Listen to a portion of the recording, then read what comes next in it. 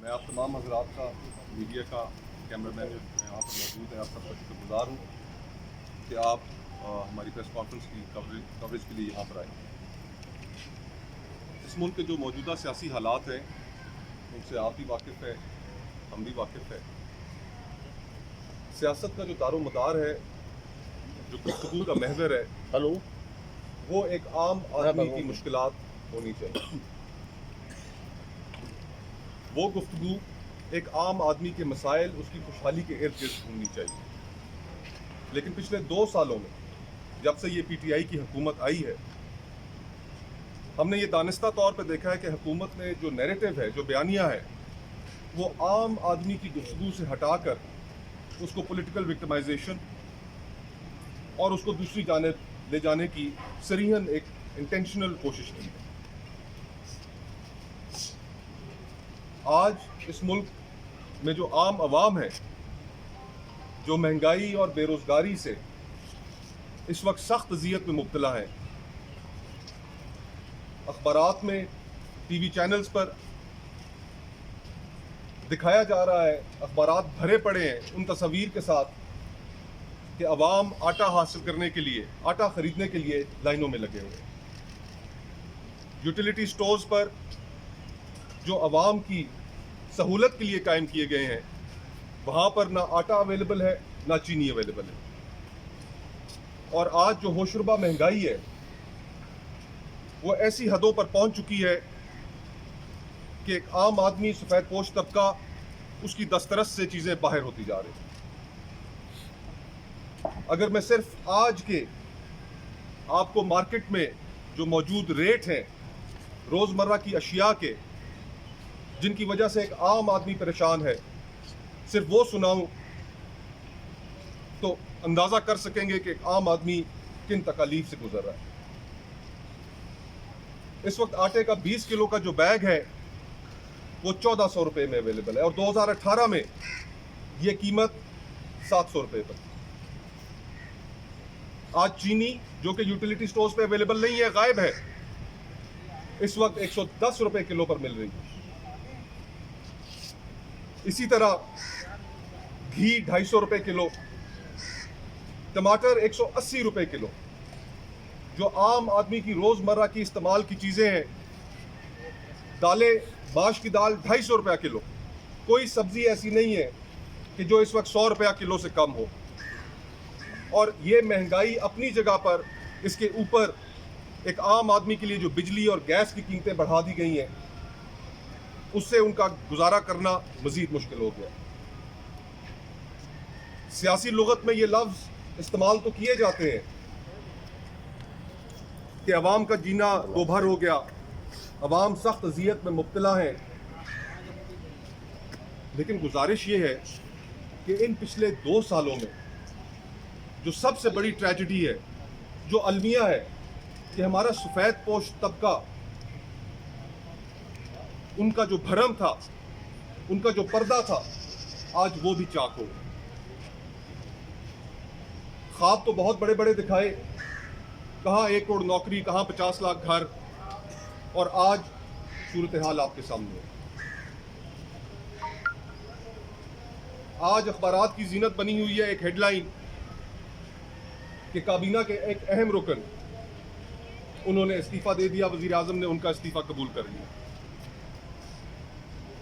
हम ये सवाल उठाना चाहते हैं, ये पूछना चाहते हैं कि वो मौसूफ जिन्होंने एक पोजीशन से इस्तीफा दिया,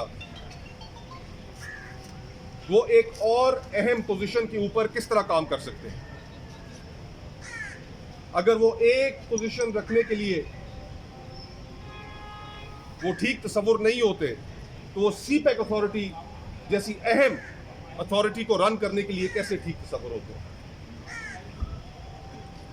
अवाम के सामने अपने एहतसाब के बयानी को बचाने के लिए जो एक लॉलीपॉप फेंका गया कि देखो हमने इस्तीफा ले लिया।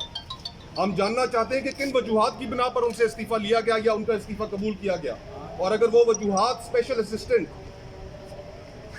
के लिए, उनके उस मनसब को कंटिन्यू करने के लिए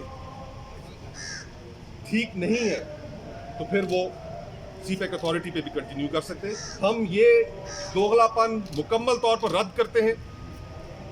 हम ये समझते हैं कि इस मुल्क में आइन और कानून की हुक्मरानी होनी चाहिए और उसका बुनियादी तसव्वुर ये है कि हर शहरी के साथ बराबर का सलूक होगा। ये नहीं हो सकता कि अपोजिशन के लिए एक मेयार हो और हुकूमत में बैठे वुज़रा के लिए दूसरा मेयार। चंद दिन बाद अपोजिशन की एहतजाजी तहरीक का बाकायदा आगाज़ होने जा रहा है। 16 तारीख को गुजरांवाला में जलसा है। उस जलसे में PDM की सारी क़यादत शरीक होगी। बिलावल भुट्टो साहब पाकिस्तान पीपल्स पार्टी के चेयरमैन, वो भी उस जलसे में शिरकत करेंगे। लाला मूसा से हमारे पंजाब के सदर कमरुज़्ज़मान कायरा साहब, उनकी रिहाइशगाह से वो रवाना होंगे। इंशाअल्लाह एक बड़े जुलूस की क़यादत करते हुए वो गुजरांवाला जलसागाह वहाँ पर पहुँचेंगे। इस वक्त हम ये समझते हैं, हमारा ये मौक़िफ़ है कि जो हालात मैंने पहले बयान किए, उन हालात की वजह से जो सियासी हालात इस मुल्क में क्रिएट कर दिए गए, वो एक कामयाब जलसा होगा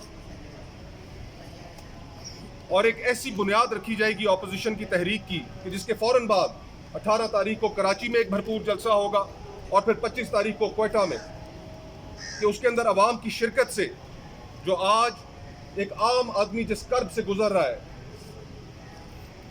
और जिन हालात की तरफ इस मुल्क को धकेल दिया गया है, चाहे वो मईशत के हों, चाहे वो फॉरेन पॉलिसी के हों, कि सकूत कश्मीर के बाद होना तो ये चाहिए था कि दुनिया हमारे साथ खड़ी होती, इस्लामी ममालिक हमारे साथ खड़े होते, हम उनका एक मजबूत केस लड़ते। लेकिन आज क्या सूरत हाल है, पाकिस्तान दुनिया में तनहा खड़ा है, कोई हमारा साथ देने को तैयार नहीं। इस मुल्क की मईशत को टाइगर फोर्स के हवाले कर दिया गया है और ये ऐसी यानी अदम एतमाद है इस मुल्क की ब्यूरोक्रेटिक मशीनरी के ऊपर कि टाइगर फोर्स जाएगी मोहल्लों में, दुकानों में, बाजारों में और वहाँ पर जो एनार्की फैलेगी, इससे जो वहाँ पर झगड़े होंगे, एक ताजिर और दुकानदार क्यों बर्दाश्त करे कि जिसका कोई सरकारी महकमे से किसी से कोई ताल्लुक नहीं। जानबूझकर हम ये समझते हैं कि इस मुल्क को इस नाअहल और नालायक हुकूमत की जानिब से एनार्की की तरफ धकेला जा रहा है। हम उसमें सबसे बड़ी रुकावट हैं।